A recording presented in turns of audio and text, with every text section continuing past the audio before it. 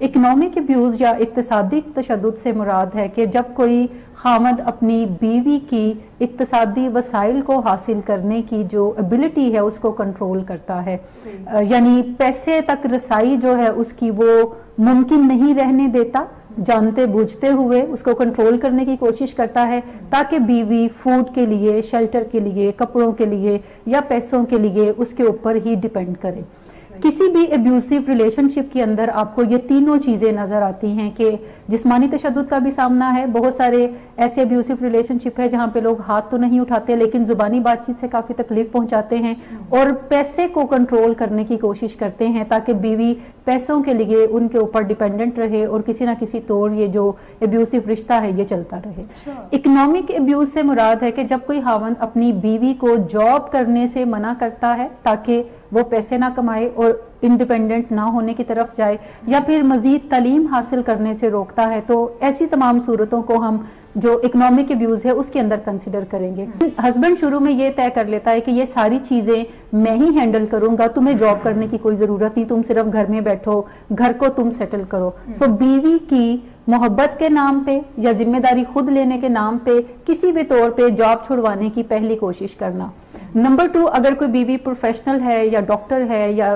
کوئی لائر ہے یا پھر انجینئر ہے تو اس کو مزید تعلیم حاصل کرنے سے بھی روکنا، یا ایون اگر بیوی جاب کرتی ہے اور وہ پروفیشنل جاب نہیں ہے اور وہ آگے ایجوکیشن لینا چاہتی ہے تاکہ زندگی میں تھوڑا آگے بڑھ کر مزید کمانے کا اسے موقع مل سکے تو مزید تعلیم حاصل کرنے سے بھی اس کو روکنا۔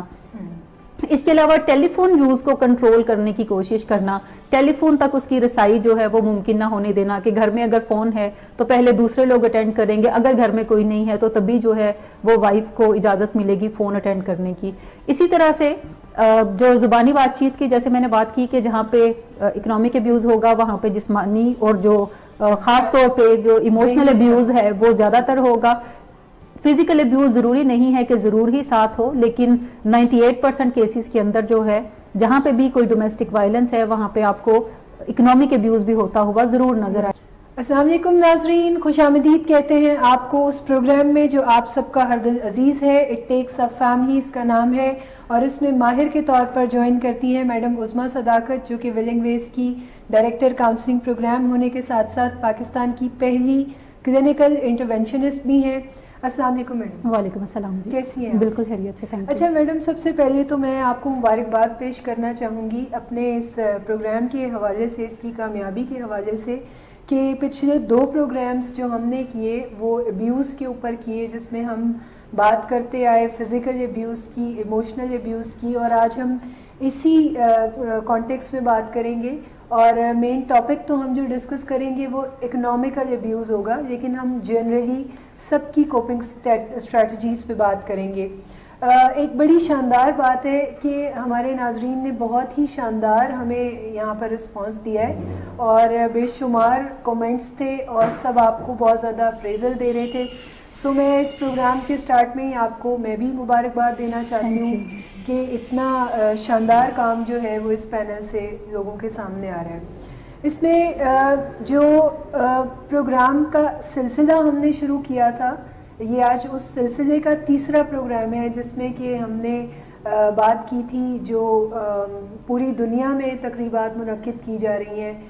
ویمن وائلنس کے اگینسٹ، اسی کے حوالے سے ہم نے بھی بات کرنے کی کوشش کی تھی۔ تو آج اگر میں آپ سے یہ سوال پوچھوں کہ جیسا کہ آپ ہمیں بتا چکی ہیں فزیکل ایبیوز یا ایموشنل ایبیوز، اور ایک ٹرم ہے اکنامکل ایبیوز، تو آخر یہ کیا ہے؟ اکنامکل ایبیوز سے کیا مراد؟ جب ہم بات ڈومیسٹک وائلنس کی کرتے ہیں تو اس میں فزیکل تشدد جو ہے وہ کافی پرومیننٹ کنسیڈر کیا جاتا ہے، اور اس کے بعد اگر کسی کی باری آتی ہے تو وہ وربل ایبیوز بھی ہے یا ایموشنل ایبیوز بھی ہے کہ زبانی بات چیت سے بھی تکلیف اپنے اسپاؤس کو پہنچائی جاتی ہے۔ ایک اور ایبیوز کی بڑی سٹل سی فارم ہے جس کو ہم اکنامک ایبیوز کہتے ہیں، جس کو زیادہ تر ہمارے معاشرے میں کوئی ایبیوز کنسیڈر نہیں کیا جاتا بلکہ ایک نارمل معاشرے کا اسے حصہ ہی کنسیڈر کیا جاتا ہے یا ٹریڈیشن کا حصہ کنسیڈر کیا جاتا ہے، یا کلچر کی اگر ہم بات کریں تو اس کا حصہ کنسیڈر کیا جاتا ہے۔ اس کو اکنامک ایبیوز بھی کہتے ہیں۔ اکنامک ابیوز یا اقتصادی تشدد سے مراد ہے کہ جب کوئی خامد اپنی بیوی کی اقتصادی وسائل کو حاصل کرنے کی جو ایبلٹی ہے اس کو کنٹرول کرتا ہے، یعنی پیسے تک رسائی جو ہے اس کی وہ ممکن نہیں رہنے دیتا، جانتے بوجھتے ہوئے اس کو کنٹرول کرنے کی کوشش کرتا ہے تاکہ بیوی فوڈ کے لیے، شیلٹر کے لیے، کپڑوں کے لیے یا پیسوں کے لیے اس کے اوپر ہی ڈیپینڈ کرے۔ کسی بھی ایبیوسیو ریلیشن شپ کے اندر آپ کو یہ تینوں چیزیں نظر آتی ہیں کہ جسمانی تشدد کا بھی سامنا ہے، بہت سارے ایسے ایبیوسیو ریلیشن شپ ہے جہاں پہ لوگ ہاتھ تو نہیں اٹھاتے لیکن زبانی بات چیت سے کافی تکلیف پہنچاتے ہیں اور پیسے کو کنٹرول کرنے کی کوشش کرتے ہیں تاکہ بیوی پیسوں کے لیے ان کے اوپر ڈیپینڈنٹ رہے اور کسی نہ کسی طور یہ جو ایبیوسیو رشتہ ہے یہ چلتا رہے۔ صحیح۔ اچھا، یہ جو ایک اور مشہور ٹرم میری نظر سے گزری، فائنینشیل ایبیوز، کیا فائنینشیل ایبیوز بھی یہی ہے؟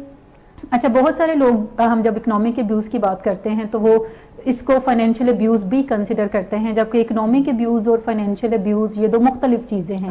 اکنامک ایبیوز سے مراد ہے کہ جب کوئی خاوند اپنی بیوی کو جاب کرنے سے منع کرتا ہے تاکہ وہ پیسے نہ کمائے اور انڈیپینڈنٹ نہ ہونے کی طرف جائے، یا پھر مزید تعلیم حاصل کرنے سے روکتا ہے، تو ایسی تمام صورتوں کو ہم جو اکنامک ایبیوز ہے اس کے اندر کنسیڈر کریں گے۔ بٹ فائنینشیل ایبیوز یا مالی تشدد جو ہے یہ زیادہ تر خواتین کی بجائے جو ایلڈر لوگ ہیں اس کا سامنا انہیں کرنا پڑتا ہے، اس کو ہم ایلڈر ایبیوز بھی کنسیڈر کرتے ہیں، یعنی گھروں کے اندر جو بڑے لوگ ہوتے ہیں یا بزرگ ہوتے ہیں، یوزلی ان کے پاس پراپرٹی ہوتی ہے، ان کے پاس پیسہ بھی ہوتا ہے، اس کے علاوہ دیگر وسائل جیسے گاڑی ہے وہ بھی ان کے پاس ہے، یا بینک کے اندر بھی کچھ اماؤنٹ جو ہے وہ رکھی ہوتی ہے، یا بعض اوقات پینشن ان کے پاس کوئی آ رہی ہوتی ہے۔ سو جب گھر کے چھوٹے لوگ جو ہیں یعنی بچے یا ان کے بچے، گرینڈ چلڈرن جو ہیں، یا بیوی ایون ان اپنے جو ہسبینڈ ہے اس کے پراپرٹی کو سنیچ کرنے کی کوشش کرتی ہیں، یا پھر پینشن بک ہے اگر تو اس کے اوپر قبضہ جما لیا، یا پھر وصیت ہے تو اس میں نام اپنا چینج کر لیا، ایکسکیوز می، وصیت ہے تو اس میں نام چینج کر لیا، یا پھر جو دیگر ریسورسز ان کے پاس ہیں کیش کی صورت میں یا زیورات کی صورت میں ان کو کر لیا، یا پھر اگر ہسبینڈ بیمار ہے تو پراپرٹی کے نام کے اوپر جو ہے وہ انگوٹھے لگوا لینا یا سگنیچر کروا لینا، ایسے ڈاکومنٹ پریزنٹ کر کے جو کہ وہ انڈرسٹینڈ نہیں کر سکتے۔ سو یہ ساری کی ساری چیزیں جو ہیں یہ فائنینشیل ایبیوز کے اندر آئیں گی، جس کا زیادہ تر سامنا جو ہے وہ ہمارے جو گھر کے بڑے ہوتے ہیں ان کو کرنا پڑتا ہے، اور زیادہ تر کیسز کے اندر یہ کوئی ایک میل پرسن ہے جو ہیڈ آف دی فیملی ہوتا ہے اس کو سامنا کرنا پڑتا ہے اس کا۔ صحیح۔ اچھا، آپ نے بڑے اچھے طریقے سے اکنامیکل ایبیوز اور فائنینشیل ایبیوز میں ہمیں جو ڈفرینس ہے وہ بتایا۔ میں اس طرف بڑھوں گی کیونکہ بینگ اے سائیکالوجسٹ ہمیں بیہیویئرس سے کافی سامنا رہتا ہے، تو میں یہ چاہتی ہوں کہ ڈیٹیل سے آپ بتائیں کہ ایسے کون سے کامن بیہیویئر پیٹرنز ہیں جو کسی بھی اکنامیکل ایبیوسو پرسن میں دیکھے جا سکتے ہیں، کیا کرتا ہے؟ جیسے میں نے سب سے پہلی بات کی کہ اگر کوئی خاتون جاب کرتی ہے تو شادی کے بعد اس کی جاب کو چھڑوا دینا، یہ کہتے ہوئے کہ جب میں فیملی رن کر رہا ہوں تو تمہیں پیسوں کی کیا ضرورت ہے۔ شادی کے بعد صرف آپ دو ہی لوگ نہیں رہتے، بعد میں بچے بھی ہوتے ہیں، بچوں کی اسکول کالجز آپ نے دیکھنے ہوتے ہیں، ان کی فیس جانی ہوتی ہے، گھر میں اخراجات جو ہیں وہ گریجولی بڑھنے ہوتے ہیں، لیکن ہسبینڈ شروع میں یہ طے کر لیتا ہے کہ یہ ساری چیزیں میں ہی ہینڈل کروں گا، تمہیں جاب کرنے کی کوئی ضرورت نہیں، تم صرف گھر میں بیٹھو، گھر کو تم سیٹل کرو۔ سو بیوی کی محبت کے نام پہ یا ذمہ داری خود لینے کے نام پہ کسی بھی طور پہ جاب چھڑوانے کی پہلی کوشش کرنا۔ نمبر 2، اگر کوئی بیوی پروفیشنل ہے یا ڈاکٹر ہے یا کوئی لائر ہے یا پھر انجینئر ہے تو اس کو مزید تعلیم حاصل کرنے سے بھی روکنا، یا ایون اگر بیوی جاب کرتی ہے اور وہ پروفیشنل جاب نہیں ہے اور وہ آگے ایجوکیشن لینا چاہتی ہے تاکہ زندگی میں تھوڑا آگے بڑھ کر مزید کمانے کا اسے موقع مل سکے تو مزید تعلیم حاصل کرنے سے بھی اس کو روکنا۔ اس کے علاوہ ٹیلی فون یوز کو کنٹرول کرنے کی کوشش کرنا، ٹیلی فون تک اس کی رسائی جو ہے وہ ممکن نہ ہونے دینا کہ گھر میں اگر فون ہے تو پہلے دوسرے لوگ اٹینڈ کریں گے، اگر گھر میں کوئی نہیں ہے تو تبھی جو ہے وہ وائف کو اجازت ملے گی فون اٹینڈ کرنے کی۔ اسی طرح سے جو زبانی بات چیت کی، جیسے میں نے بات کی کہ جہاں پہ اکنامک ایبیوز ہوگا وہاں پہ جسمانی اور جو خاص طور پہ جو ایموشنل ایبیوز ہے وہ زیادہ تر ہوگا۔ فزیکل ایبیوز ضروری نہیں ہے کہ ضرور ہی ساتھ ہو، لیکن 98% کیسز کے اندر جو ہے جہاں پہ بھی کوئی ڈومیسٹک وائلنس ہے وہاں پہ آپ کو اکنامک ایبیوز بھی ہوتا ہوا ضرور نظر آئے گا۔ یہ اس کی کیا پیچھے مائنڈ سیٹ کیا ہوتا ہے، وجہ کیا ہے اس کی؟ اس کے پیچھے ایک ہی وجہ ہے کہ ہسبینڈ اپنی وائف کو کنٹرول کرنا چاہتا ہے انکانشیسلی. جب بھی کسی کی اپنی سیلف اسٹیم لو ہوتی ہے, اپنی انسیکیورٹیز ہوتی ہیں, تو وہ دوسرے کو ڈیپینڈنٹ بنائے رکھنا اس کی کوئی نفسیاتی مجبوری ہوتی ہے. اگر دوسرا ڈیپینڈنٹ ہے تو اس کو لگ رہا ہے کہ اچھا وہ کوئی اتنا اچھا کام کرتا ہے کہ اس کو خرچ دیتا ہے, اتنا اچھا کام کرتا ہے کہ اپنے ہی بچوں کے اوپر کچھ پیسے وہ سپینڈ کرنے کی طرف جاتا ہے. یہ اپنی اس کی کوئی انسیکیورٹیز ہے, لیکن کنٹرولنگ ہے, پاور گین کرنا ہے کسی بھی دوسرے شخص کی زندگی کے اوپر, تاکہ دوسرا اس کے ساتھ بات چیت جو ہے وہ نہ کرنے کی طرف جائے. اچھا, ایک طرف تو میں نے آپ سے پوچھا کہ جو وکٹمائز کر رہے ہیں ان کی کیا مینٹل سٹیٹ ہے یا وہ کس قسم کے بیہیویئرز میں انڈلج ہوتے ہیں. دوسری طرف میں یہ جاننا چاہتی ہوں کہ جن لوگوں کو وکٹمائز کیا جا رہا ہے, جو کہ برداشت کر رہے ہیں اس قسم کے ابیوسو ریلیشن شپ کو, ان کی کس قسم کی پرسنالٹی ٹائپ ڈیولپ ہوتی ہے یا ان کے اوپر جو اثرات ہوتے ہیں وہ کس قسم کے آتے ہیں؟ دیکھیں, جب بھی کسی شخص کو کسی بھی طرح کے تشدد کا سامنا کرنا پڑتا ہے, انکلوڈنگ اکنامک ابیوز, تو کافی, چونکہ یہ پیٹرنز لمبے عرصے تک چل رہے ہوتے ہیں, یہ کوئی ایک آدھ دن کی بات نہیں ہوتی, مہینوں سالوں کے اوپر محیط ہوتے ہیں, تو ڈیفینیٹلی جو وکٹم ہے وہ کافی لو سیلف کانفیڈنس اس کا ہو جائے گا. اس کو لگے گا کہ شاید وہ اس قابل نہیں ہے کہ کوئی شخص اس کے اوپر راضی ہو کر پیسہ خرچ کرنے کی طرف جا سکے. اس کے علاوہ اس کو لگتا ہے کہ جو بری بری باتیں بھی وہ سنتا ہے تو شاید اس کا کوئی قصور ہے, شاید اس کو بہتر ہونے کی ضرورت ہے, شاید وہ اچھی بیوی نہیں بن پائی ہے, شاید وہ بچوں کی اچھی طرح پرورش نہیں کر پا رہی ہے. اور پیسوں کے کنٹرول کے ساتھ ساتھ ہسبینڈ بری بری باتیں بھی ساری کہہ رہا ہوتا ہے کہ تمہیں پیسے خرچ کرنا نہیں آتی اچھے طریقے سے, تمہیں منی مینجمنٹ نہیں آتی, تمہیں پیسے کو اچھے طریقے سے کیسے خرچ کرتے ہیں اس چیز کا کوئی پتہ نہیں ہے, تمہیں بجٹنگ کرنا نہیں آتی, اس کے علاوہ تم بہت فضول خرچ ہو. اپنے ہی پیسے اگر وہ خرچ کر رہی ہے تو ہسبینڈ پھر بھی کہے گا کہ تم بہت فضول خرچ ہو. پھر اس طرح کی بھی چیزیں ہسبینڈ بعض اوقات کرتے ہیں کہ تم جاؤ تو ضرور اتوار بازار سے بس چیزیں خریدو, سیل پہ اگر چیزیں ہیں تو وہی آئٹم تم خریدو, اور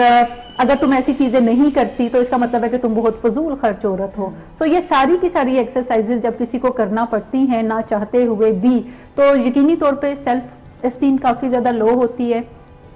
سیلف کنٹرول کافی لو ہوتا ہے. بعض اوقات کرائنگ سپیلز جو ہے وہ آپ کو بڑے پرومیننٹ نظر آئیں گے, انگزائٹی کے سمٹمز نظر آنے شروع ہو سکتے ہیں, بعض اوقات ڈپریشن جو ہے وہ بھی لوگوں کو ہو جاتا ہے, یا بیویاں اکثر اس چیز کو بھی ایکسپیرینس کر رہی ہوتی ہیں, جھگڑا کرنے کو دل چاہتا ہے, موڈ اریٹیبل بہت زیادہ رہتا ہے. اس کے علاوہ چونکہ وہ کسی سے بات چیت بھی نہیں کر سکتی, کیونکہ بات اگر کریں گی تو یقیناً نزلہ سارے کا سارا جو ہے وہ اگین وائف کے اوپر ہی گرے گا. سو وہ نہ اپنے بہن بھائیوں سے بات کرے گی, ہسبینڈ کہے گا کہ کرنے کی ضرورت نہیں ہے, اگر تم کرو گی تو وہ میرا کیا کر لیں گے. ٹھیک, سو وائف کو لگتا ہے کہ واقعتاً وہ کچھ نہیں کر سکتے, سو وہ ان سے بھی بات چیت نہیں کرتی, نہ ہی اپنے پیرنٹس سے اس کا تذکرہ کرتی ہے, نہ ہی فرینڈس کے ساتھ, اور اندر ہی اندر وہ گھلنا شروع ہو جاتی ہے. سو جب بھی وہ اندر ہی اندر گھلنا شروع ہوگی تو یقیناً کوئی نہ کوئی نفسیاتی پرابلم جو ہے وہ اس کو پکڑ لے گا. جیسے میں نے انگزائٹی کی بات کی, جیسے میں نے ڈپریشن کی بات کی, سیلف ڈاؤٹ کی بات کی, ان سے پرسنل انسیکیورٹیز کی بات کی, ڈیسیژن میکنگ بہت ہی زیادہ خراب ہو جاتی ہے. اس کو لگتا ہے کہ شاید وہ کوئی فیصلہ پراپر نہیں کر سکتی, وہ کوئی سٹینڈ لائف کے اندر نہیں لے سکتی, اور اس کو لگتا ہے کہ چونکہ میں اس پہ ڈیپینڈنٹ ہوں, چونکہ یہ میرے پہ خرچ تھوڑا بہت کرتا ہے, چونکہ میرا گھر اس کی وجہ سے چلتا ہے, تو پھر بس یہی ایک زندگی ہے جس کے اندر گزارا کرنے کی ضرورت ہے. دیکھیں, تبدیلی کا سفر آپ جہاں سے بھی شروع کریں اس کے بعد آپ کی زندگی میں کچھ آسانیاں پیدا ہو جاتی ہیں. تبدیلی کے سفر سے مراد میری یہ نہیں ہے کہ آپ اس رشتے میں سے نکل جائیں اور اپنی زندگی کو کوئی بہتر بنانے کی ایفرٹ کریں. آپ کی پہلی ایفرٹ اسی رشتے کے اندر رہتے ہوئے اپنی زندگی سنوارنے کی ہے. دوسری ایک چیز میں خاص طور پہ کہنا چاہوں گی کہ جن بچیوں کی ابھی شادیاں نہیں ہوئیں وہ اپنی زندگی کو شادی سے پہلے ہی کچھ سنوارنے کی جدوجہد جو ہے وہ کر سکتی ہیں, تاکہ بعد میں آنے والے حالات اگر انہیں ایسے فیس کرنا پڑتے ہیں تو وہ پہلے سے ہی پریپیئر ہوں کہ اس طرح کے حالات کا سامنا کیسے کریں اور اس طرح کے حالات میں رہتے ہوئے اپنی زندگی کیسے سنواریں, اور جو ان کے ارد گرد لوگ بستے ہیں ان کی زندگی وہ کیسے سنوار سکتی ہیں. سب سے پہلی چیز, خواتین کو یہ سوچنا چھوڑ دینا چاہیے کہ وہ کوئی بہت ہی نازک اندام چیز ہیں. اکثر خواتین کو میں نے دیکھا ہے کہ وہ چھپکلی سے ڈر لگتا ہے, ان کو کاکروچ سے ڈر لگتا ہے, ان کو گھر سے اکیلے باہر نکلنے میں گھبراہٹ فیل ہوتی ہے. اس کے علاوہ اگر کسی فرینڈ کے پاس جانا ہے تو کوئی بھائی ساتھ اسکارٹ کرتا ہے اور اس کو فرینڈ کے گھر تک لے کر جاتا ہے اور پھر وہاں سے واپس لے کر آتا ہے.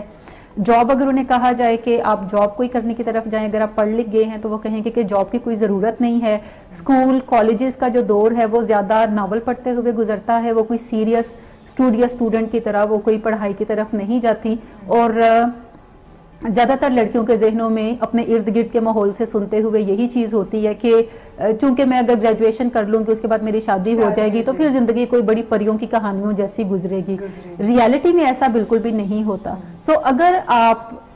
ٹین ایج کے اندر اگر ہیں اور آپ اپنے چھوٹے چھوٹے فیئرز کو اوور کم کرنا شروع کریں، نئی چیزوں کو ایکسپیرینس کرنا شروع کریں. بعض اوقات میں نے دیکھا ہے لڑکیوں کو کہ انہیں کوکنگ کرنا نہیں آتی اور وہ اس چیز پہ بڑا پراؤڈ فیل کرتی ہیں کہ میں کوکنگ نہیں کر سکتی، مجھے اچھی نہیں لگتی. ان کا خیال ہوتا ہے کہ کوکنگ اگر سیکھنی ہے تو اس کا مطلب ہے کہ کوئی کھانے ہی بنانے ہیں. سو میری ریکمنڈیشن یہی ہے کہ لڑکیوں کو کھانا بنانا بھی آنا چاہیے، اسی طرح لڑکوں کو بھی کھانا بنانا آنا چاہیے. یہ چھوٹی چھوٹی سکل جو ہیں یہ آپ کی زندگی میں ویلیو ایڈ کرتی ہیں اور بہت ساری چیزوں پہ آپ ڈائریکٹلی کام کرتے ہیں اور بہت ساری چیزوں پہ آپ انڈائریکٹلی بھی کام کر سکتے ہیں. جیسے اگر جو لڑکیاں سائیکل چلانا جانتی ہیں ان کے اندر آپ کانفیڈنس زیادہ دیکھیں گے ان لڑکیوں کی نسبت جن کو سائیکل چلانا نہیں آتی. اسی طرح سے جو لوگ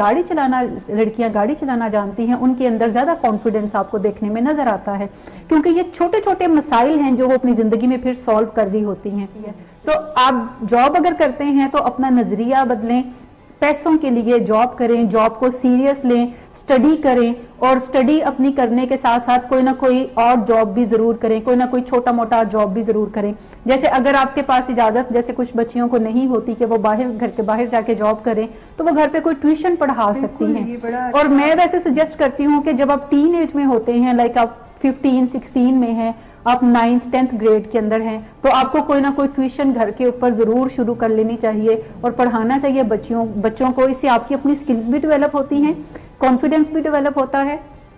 آپ کے پاس کچھ نہ کچھ پیسے بھی آ جاتے ہیں جس سے آپ اپنے پرسنل اخراجات جو ہیں وہ بغیر اپنی امی ابو سے کہے آپ اپنے پیسوں سے کر سکتے ہیں. کوئی پسند کی چیز ہے، بجائے کہ آپ اپنے پیرنٹس کو تنگ کریں آپ اپنے پیسوں سے خریدیں اور آپ اپنے پیسوں کو مینیج کرنا بھی سیکھیں کہ پیسے جب کمائے جاتے ہیں تو پھر اس کو سیو کرنے کے کیا طریقے ہیں. اور چھوٹی چھوٹی چیزوں سے ہی آپ کافی زیادہ چیزوں کو لرن کرتے ہیں. اگر آپ کو گھر سے باہر جاب کرنے کی اجازت ہے تو بہت ہی اچھی بات ہے، آپ جاب کریں اور اپنا کوئی ایک بینک اکاؤنٹ مینٹین کریں. میجورٹی میں لڑکیاں اپنے بینک اکاؤنٹس مینٹین نہیں کرتی، وہ جاب کرتی ہیں، جتنے بھی پیسے ہوتے ہیں وہ اگلی تنخواہ آنے تک جو ہے وہ کپڑے خرید لیتی ہیں، جوتے خرید لیتی ہیں، مختلف چیزیں خرید لیتی ہیں تاکہ وہ زیادہ سے زیادہ اچھی جو ہیں وہ ورک پلیس کے اوپر لگے. آپ ضرور ان چیزوں کی طرف بھی توجہ دیں بیکاز آپ کا اچھا دکھنا جو ہے اگر آپ کو بھی اچھا لگتا ہے تو یہ بھی اچھی بات ہے، لیکن اس کے ساتھ ساتھ کچھ نہ کچھ سیونگز جو ہیں وہ ضرور منتھلی بیسس پہ لائک جتنی بھی آپ کی انکم ہے 20% ضرور اپنے پیسے جو ہے وہ سیو کیا کریں. زندگی میں ضروری نہیں ہے کہ ہسبینڈ ہی تنگ کرتے ہیں، زندگی میں تنگ کرنے والے اور بھی کافی زیادہ افراد ہوتے ہیں. جب بعض اوقات ہسبینڈ کو کوئی گھر کے اندر کوئی فزیکل النس ہسبینڈ کو ہو جاتی ہے، کوئی سکنس کا سامنا کرنا پڑ جاتا ہے جو کہ مین پروگرام کے اندر تو شامل نہیں ہے، سو ایسی صورت میں بھی خواتین کو فائنینشلی انڈیپینڈنٹ ہونا جو ہے وہ سوٹ کرتا ہے. کیونکہ اگر ہسبینڈ کو خدا نخواستہ کچھ ہو جائے تو کم سے کم وہ ہسبینڈ کے بعد یا اس کی زندگی میں اگر کوئی ٹرمینل النس ہے تو اس کی زندگی میں ہی کم سے کم اپنی لک آفٹر اچھے طریقے سے کر سکیں اور اپنے ساتھ ساتھ اپنے بچوں کی لک آفٹر بھی کر سکیں. سو کوئی نہ کوئی بینک اکاؤنٹ جو ہے وہ اپنا ضرور آپ مینیج رکھیں جس میں چاہے تھوڑی سے تھوڑی انکم، چاہے زیادہ ہے تو زیادہ سے زیادہ انکم آپ ایڈ کر سکیں. ایون آئی وڈ ریکمینڈ کہ اگر آپ اپنے منتھلی خرچ میں سے کوئی 200 روپے بھی بچا کے اس بینک اکاؤنٹ میں ڈالتی ہیں تو یہ بھی ایک اچھی ہیبٹ ہے. کیونکہ اگر 200 آپ ہر منتھ ڈالیں اور 10 سال کے بعد آپ کے پاس اچھا خاصا ہینڈسم اماؤنٹ جو ہے وہ بن جاتا ہے. سو بینک اکاؤنٹ اپنا جو ہے وہ سیپریٹ مینٹین کرنے کی طرف جائیں. اس کے علاوہ بہت ساری خواتین جو ہیں وہ یہ سوچتی ہیں کہ اگر وہ کام کر رہی ہیں، اور میں نے اس میں ڈاکٹرز کو بھی دیکھا ہے، بہت ساری ماہر نفسیات بھی میری ساتھی بھی بہت ساری رہیں، اس کے علاوہ بھی ماہر نفسیات کو یا لیکچررز کو، ٹیچرز کو میں دیکھتی ہوں کہ شادی جب ان کی ہونے والی ہوتی ہے تو شادی میں وہ کبھی بھی اپنے ہسبینڈ یا ان لا سے یہ بات نہیں کرتی کہ شادی کے بعد وہ اپنا جاب کنٹینیو رکھیں گی. بلکہ بعض اوقات ہمارے پاس جو خواتین کام کرتی ہیں تو جب بھی کسی کی شادی ہونے والی ہوتی ہے تو میں انہیں پوچھتی ہوں کہ اچھا کیا آپ نے اپنے ان لاز سے بات کر لی کہ آپ آگے چل کے کام کاج جاری رکھیں گی، تو وہ کہتی ہیں کہ میں جاری ضرور رکھوں گی لیکن ابھی میں نے بات نہیں کی ان سے. تو میں کہتی ہوں کہ آپ ضرور بات کر لیں. تو کہتی ہیں کچھ ویئرڈ سا نہیں لگتا شادی سے پہلے بات کرنا کہ میں بعد میں کام جاری رکھوں گی؟ شادی جب ہو جائے گی تو پھر میں ضرور بات کر لوں گی، اور مجھے پتا ہے وہ ایسے بالکل نہیں ہے، وہ مجھے اجازت دیں گے. جبکہ شادی کے بعد میجورٹی آف وومن جو ہے وہ اپنے جابز چھوڑ دیتی ہیں. وہ اس لیے نہیں چھوڑتی کہ انہیں کام کرنا اچھا نہیں لگتا یا انہیں کام کی ضرورت نہیں ہوتی، وہ اس لیے چھوڑ دیتی ہیں بیکاز بعض اوقات ہسبینڈ کا پریشر ہوتا ہے، بعض اوقات ان لاز کا پریشر ہوتا ہے جو کہ انہیں اجازت نہیں وہ کام کرنے کی دیتے. ایسی صورت میں گھر کے اندر رہتے ہوئے آپ جو بھی کام کر سکے، ٹیوشن کا کام ہے، اگر آپ پروفیشنل ہیں، آپ لکھنا جانتی ہیں تو آپ اپنی رائٹنگ سکل سے کوئی بلاگ مینٹین کر سکتی ہیں، کوئی لکھ کے کسی نیوز پیپر کے ساتھ اٹیچ ہو سکتی ہیں. So you can do many things. سب سے پہلی جو مائنڈ چینج جو آپ کے اندر لانے کی ضرورت ہے کہ حالات جیسے بھی ہیں آپ پھر بھی کچھ نہ کچھ ایسی چیزیں ضرور کر سکتے ہیں جس سے کم آپ اپنی زندگی سنوارنے کے قابل بن جاتے ہیں. سو پہچانیں اپنی ذات کو، اپنی سکلز کو، اپنی جو ابیلٹیز ہیں ان کو دیکھیں، جو آپ کے اندر ٹیلنٹس ہیں ان کو دیکھیں، اور دیکھیں کہ کیا ایسی چیزیں ہیں جو کہ آپ بہت ارلی ایج سے ہی کرنا شروع کر دیں تاکہ آپ کو ساتھ ساتھ سپورٹ ملتی رہے، اور پھر ایسی کیا چیزیں ہیں جو کہ آپ شادی کے بعد بھی مینیج کر سکتی ہیں. ٹھیک ہے. اچھا میڈم، ایک کوسچن جو بار بار میرے ذہن میں آ رہا ہے کہ عموماً سمجھا یہ جاتا ہے کہ یہ جو اکنامک پریشر ہے یہ ان خواتین پہ ہی زیادہ تر ڈالا جاتا ہے جن کے ہسبینڈ کی ارننگ کچھ اتنی اچھی نہیں ہوتی. تو میں چاہتی ہوں اس کو بھی آپ کلیریفائی کریں کہ آپ کوئی خاص قسم کی سوشیو اکنامک سٹیٹس سے اس کا تعلق ہے، یعنی کوئی خاص ہی کلاس ہے جس کے اندر ہی عورتوں کو اس قسم کے مسائل ہیں؟ اچھا، ریسرچ یہ بتاتی ہے کہ تقریباً ہر ہی طرح کا جو سوشو اکنامک لیول ہے یا کلاس ہے اس میں تمام خواتین جو ہیں انہیں اکنامک ابیوز کا بھی سامنا ہے. اگر ہم بہت ہی پور کلاس کی بات کریں جہاں پہ عورتیں دن میں مزدوری کرتی ہیں اور کچھ نہ کچھ کما کے گھر پہ لاتی ہیں، تو ان کے کمانے کا جو واحد مقصد ہوتا ہے وہ اپنے گھر پہ آ کر جو روٹین کے اخراجات ہیں انہیں کرنا ہے. یوزلی ان گھروں میں مرد حضرات کام نہیں کرتے. مرد حضرات یا تو نشے کر رہے ہوتے ہیں، یا وہ گیمبلنگ کے اندر ہوتے ہیں، یا وہ سارا دن بس بیٹھے رہے گھر کے اندر یا گھر سے باہر فرینڈز کے اندر بیٹھے رہے، شام کو لیٹ نائٹ اٹھ کے گھر آ گئے اور گھر کے اخراجات وہ جب نہیں سنبھالتے تو پھر گھروں سے عورتیں جو ہیں وہ مزدوری کے لیے باہر نکلتی ہیں. جب ہم مڈل کلاس کی بات کرتے ہیں تو مڈل کلاس میں بھی خواتین جو انکم بناتی ہیں اپنی یا کوئی چھوٹا موٹا جو جاب کرتی ہیں وہ بیسیکلی اپنے اخراجات کو مینیج کرنے کے لیے وہ کر رہی ہوتی ہیں، بیکاز ہسبینڈ کی طرف سے انہیں کوئی پاکٹ منی کے نام پہ پیسے اتنے نہیں ملتے ہیں تو بہت ہی کم ملتے ہیں، جس سے کہ وہ اپنے اخراجات کو جب پورا ہوتے ہوئے نہیں دیکھتی تو بعض اوقات وہ نکلتی ہیں کام کے لیے. اور زیادہ تر مڈل کلاس کے اندر میں نے دیکھا ہے کہ وہ اپنے گھر کو سپورٹ بھی ساتھ میں کر رہی ہوتی ہیں. یعنی وہاں پہ پاکٹ منی کا مسئلہ تو ہوتا ہی ہوتا ہے، لیکن وہاں پہ مسئلہ یہ بھی ہے کہ ہسبینڈ کی انکم بھی کم ہے، سو وہ ساتھ میں خود سپورٹ کر رہی ہوتی ہیں کما کر، تاکہ بچوں کو کسی اچھے اسکول میں داخل کروایا جا سکے یا کل کو بچوں کی شادیوں کے لیے کچھ پیسے جو ہیں وہ اکٹھے کیے جا سکیں. اگر آپ اپنی باؤنڈریز کی خود ہی رسپیکٹ نہیں کریں گے تو پھر آپ دوسرے کسی سے بھی توقع نہ کریں کہ وہ آپ کی باؤنڈریز کی رسپیکٹ کرنے کی طرف جائے. تعلقات اچھے بنا کر رکھیں اپنے گھر والوں سے، اپنے بہن بھائیوں سے، اپنے پیرنٹس کے ساتھ، اسی طرح ہسبینڈ کے ساتھ بھی اور ان کے گھر والوں کے ساتھ بھی. اگر تعلقات آپ کے اچھے ہیں تو بعض اوقات اگر ہسبینڈ آپ کو تنگ کرتا ہے تو آپ اپنے ان لاز سے ہیلپ لے سکتے ہیں اپنے ہسبینڈ کے رویوں کو مینیج کرنے کی. لیکن اگر آپ نے جاتے ہی اپنے ان لاز سے تعلقات خراب کر دیے ہیں اور آپ کا خیال ہے کہ ہسبینڈ ہی ہسبینڈ ہے گھر کے اندر اور یہی آپ کو کوئی نہ کوئی چیزوں کو مینیج کرنے کی طرف جائے گا تو ہسبینڈ بعد میں تنگ بھی کر سکتا ہے. سو اگر ان لاز کے ساتھ آپ نے شروع دن سے ہی اچھے تعلقات بنا کر رکھے ہیں تو بعض اوقات وہ آپ کی سپورٹ کے لیے بھی کھڑے ہوتے ہیں. لیکن اگر ہسبینڈ بھی تنگ کرتا ہے اور ان لاز بھی آپ نے فارغ کیے ہوئے ہیں تو اس کا مطلب ہے کہ پھر آپ کے پاس کوئی بھی ایسی سپورٹ نہیں ہے ایکسیپٹ یور اون پیرنٹس. سو اپنے پیرنٹس سے پھر آپ کوئی نہ کوئی سپورٹ جو ہے وہ لینے کی طرف جا سکتے ہیں. سو یہ ہے کہ آپ کو فائنینشلی انڈیپینڈنٹ ہونا چاہیے، کوئی نہ کوئی ارننگ سورس آپ کو ضرور رکھنا چاہیے، جو بھی پیسے ہوں اس میں سے کچھ نہ کچھ پورشن اس کا سیونگز کی طرف بھی ڈالنا چاہیے. ٹھیک ہے، بہت شکریہ میڈم، آپ نے بڑی یوزفل انفارمیشن دی. ہمارے پروفیشنلز جو ہیں وہ بھی بہت سارے کوسچنس لے کے بیٹھے ہوئے ہیں اور اس کے بعد میں ویورز کی کوسچن کی طرف بھی آؤں گی. سو میں پہلے ریکویسٹ کروں گی اسد صاحب سے. سر آپ اپنا کوسچن کیجیے. فرسٹ ون اس کے ہمارے کلچر میں نے آبزرو کیا ہے کہ جب نکاح نامہ پہ سائن کرواتے ہیں تو ایک پورشن ہوتا ہے جس پہ کنڈیشن ہوتی ہیں آفٹر ڈائیورس، تو وہ کنڈیشن یہ سوچ کے اس کو بالکل ہی کراس کر دیتے ہیں کہ ایسا تو ہونا ہی نہیں ہے، پاسبلٹی نہیں ہے. اس بارے میں آپ گائڈ کرتے ہیں کہ وہ کیسے اس چیز کو مینیج کیا جا سکتا ہے؟ دیکھیں میری ذاتی رائے میں آپ کو ضرور ان کو کنسیڈر کرنے کی ضرورت ہے، خاص طور پہ ان رشتوں پہ جہاں پہ آپ کو لگ رہا ہے کہ پہلے ہی کوئی اونچ نیچ شادی سے پہلے ہی کوئی ہو رہی ہے اور آپ کے پیرنٹس کو اور آپ کو سیکریفائی کرنا پڑ رہا ہے بہت ساری چیزوں پہ تاکہ یہ شادی کسی طرح ہو جائے. ہمارے کلچر میں ایک اور چیز کافی زیادہ کنسیڈر کی جاتی ہے کہ ونس کوئی رشتہ ہو جاتا ہے اور اس میں کوئی پرابلمز آنے لگتے ہیں، ابھی شادی نہیں ہوئی پرابلمز آنے لگتے ہیں، تو زیادہ تر لوگ جو ہے وہ ان پرابلمز سے نظریں چراتے ہیں یا بعض اوقات اپنی کچھ چیزیں چھوڑنا شروع کر دیتے ہیں یا کمپرومائزز کے اوپر جائیں گے تاکہ یہ رشتہ ٹوٹے نہ اور یہ رشتہ جو ہے یہ شادی میں ڈھل جائے. انہیں لگتا ہے کہ اگر یہ رشتہ ٹوٹے گا تو پھر ان کی بچی کے اوپر کوئی بیڈ نیم آئے گا کہ شاید کوئی اس میں کمزوری تھی، کوئی اس میں کمی تھی جس کی وجہ سے یہ رشتہ ٹوٹا. ہمیشہ اپنے بچوں کے بارے میں کانفیڈنس رکھیں اور پیرنٹس جو ہیں وہ ایک میجر سپورٹ ہوتے ہیں اپنے بچوں کے لیے. سو جب بھی کوئی ایسی چیز ہوتی ہے اور اگر آپ کو کوئی لگتا ہے کہ لڑکے والے تنگ کر رہے ہیں یا لڑکے والے کوئی اونچ نیچ کر رہے ہیں یا کوئی ناجائز فرمائشوں کا سلسلہ انہوں نے کرنا شروع کر دیا ہے، تو ہمیشہ آپ ایسے رشتوں کو کرنے کے حوالے سے 2 دفعہ 3 دفعہ 4 دفعہ سوچیں اور ان سے 2 ٹوک بات کریں کہ یہ چیزیں مناسب نہیں ہیں، ان چیزوں کو آپ ایکسیپٹ نہیں کریں گے، ان چیزوں پہ آپ بات چیت نہیں کریں گے. اگر پھر وہ رشتہ وہ رکھنا چاہتے ہیں تو وہ رکھیں، اگر وہ رشتہ نہیں رکھنا چاہتے تو جو مسائل آپ نے شادی کے بعد فیس کرنے ہیں اگر آپ پہلے ہی انہیں ٹیکل کر لیں گے اچھے طریقے سے تو پھر یا تو رشتہ نہیں ہوگا، اگر ہوگا تو پھر انہیں پتا ہوگا ان لاز کو کہ یہ ٹرمز ان کے ساتھ نہیں رکھے جا سکتے، انہیں بے وجہ تنگ نہیں کیا جا سکتا. سو وہ پھر رشتہ اگر کریں گے تو اس سوچ کے ساتھ کریں گے کہ اب انہیں تنگ نہیں کرنا.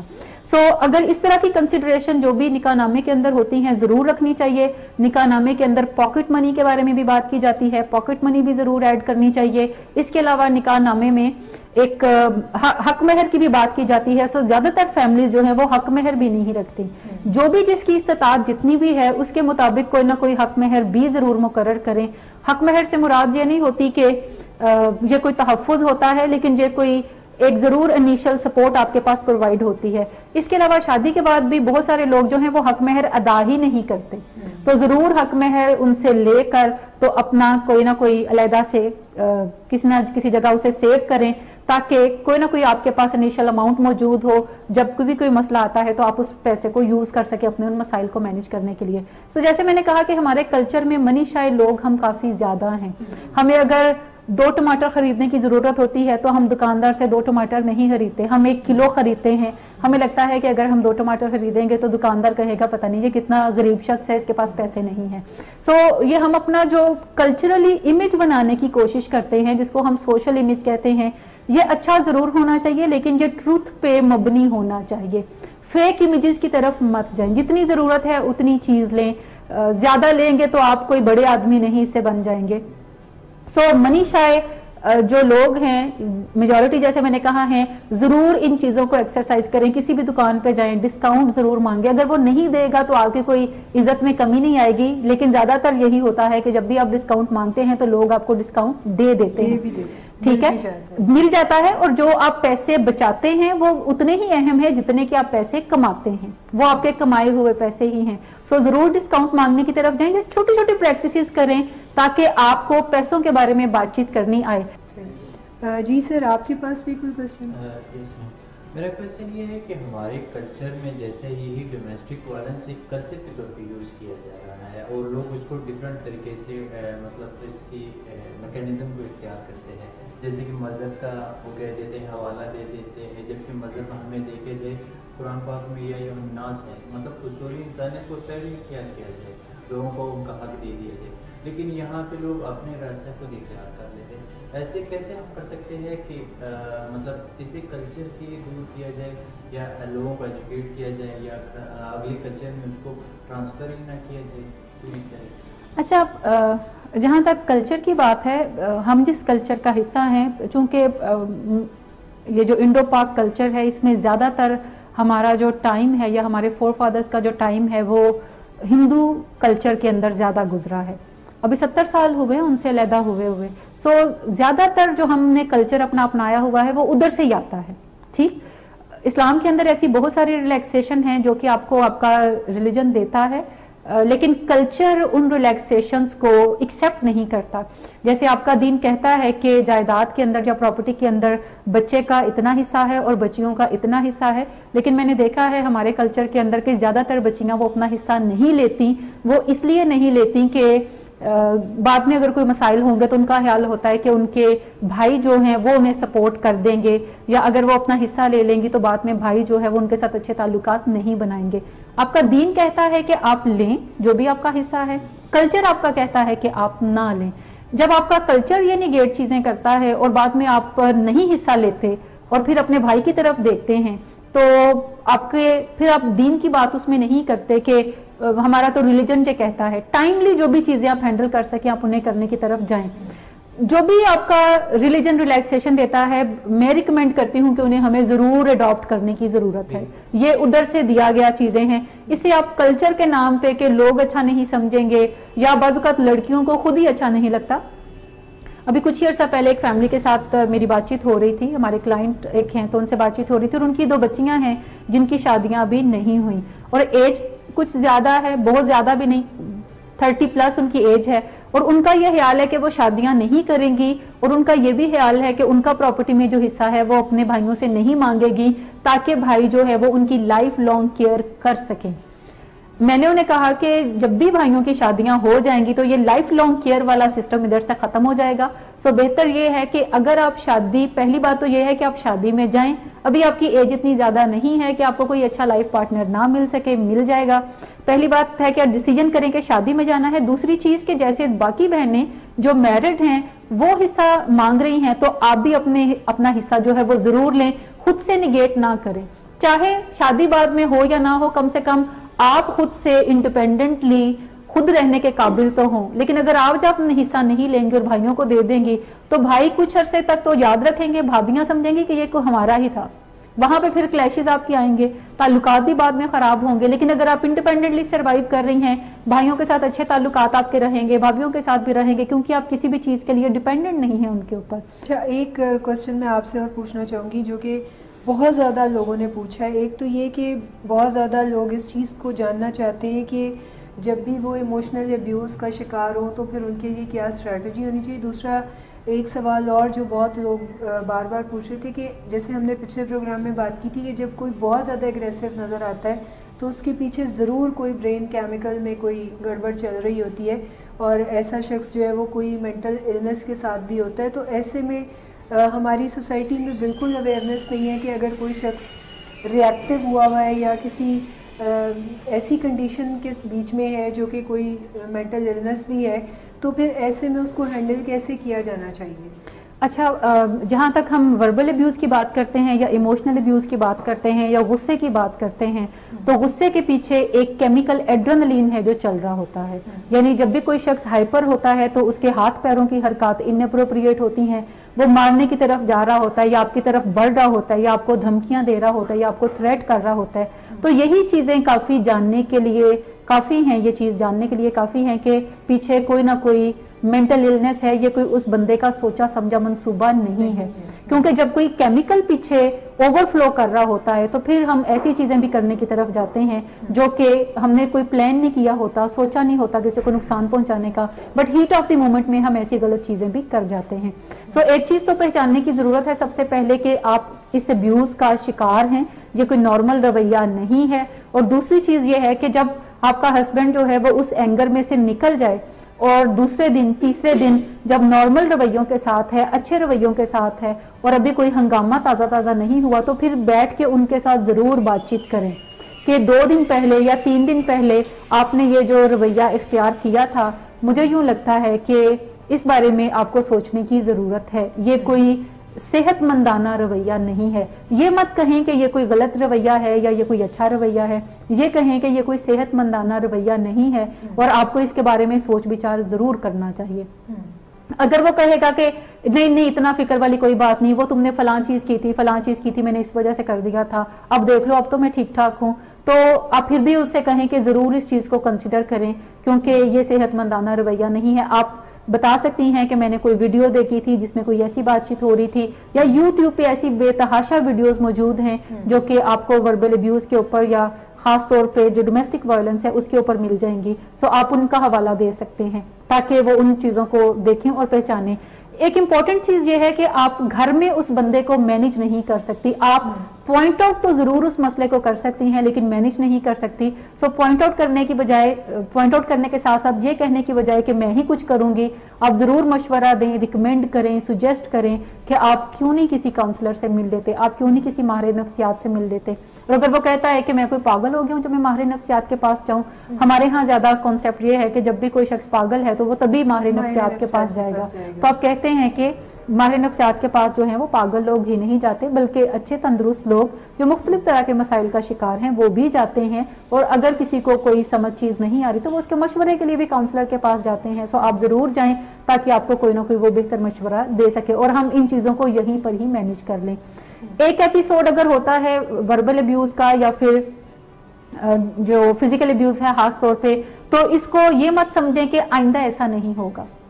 یہ ایک سیریس تھریٹ کے طور پر اس کو لیں، ریڈ فلیگ کنسیڈر کریں اور آگے آنے والے جو ایپیسوڈز ہیں ان کے لیے پہلے سے ہی کوئی بند باندھنا شروع کر دیں. اس کو چھپائیں نہیں، ان کی فیملی تک ضرور اس چیز کو کمیونیکیٹ کریں کہ ایسا ہوا ہے، یا پھر اس جو اپنی فیملی ہے ان تک ضرور کمیونیکیٹ کریں کہ ایسا ہوا ہے تاکہ بڑے جو ہیں وہ مل کے بات کریں. اگر پہلے ایپیسوڈ کے بعد ہی بڑے بات کریں گے تو زیادہ چانسز اس چیز کے ہیں کہ وہ اپنے رویے کو وہیں سے امینڈ کر لے گا، کیونکہ اس کو پتا ہے کہ میں جب بھی کروں گا تو میری جو اس چیز کی بازگشت ہے وہ آگے تک بھی پہنچے گی. لیکن اگر آپ 10 ایپیسوڈز کے بعد اپنے بڑوں سے بات کرتے ہیں تو شاید اس لیول پہ آپ کے بڑے بھی کوئی بہت زیادہ بیٹر رول نہ پلے کر سکیں، اور وہ شخص جو ہے وہ اگر رول بھی وہ پلے کرتے ہیں تو وہ شخص کوئی اپنے رویے کو فوری طور پہ امینڈ نہیں کر سکتا، کیونکہ اب اس کی پریکٹس بھی تھوڑی پکی ہو گئی ہے. اس کے لیے کسی نہ کسی کاؤنسلر کے پاس جانے کی ضرورت ہے اور اس کے مشورے سے کسی نہ کسی کاؤنسلنگ کے اندر رہنے کی بھی ضرورت ہے. گریجولی وہ اس چیز سے باہر آئے گا، کوئی میرے کل ایک دم سے نہیں آئے گا، ایک دم سے نہیں آئے گا. ٹھیک ہے، بہت شکریہ میڈم. اور اس کے ساتھ ہی میں اپنے ناظرین سے اجازت چاہوں گی. آج کے پروگرام کا وقت اب چونکہ ختم ہوا جاتا ہے،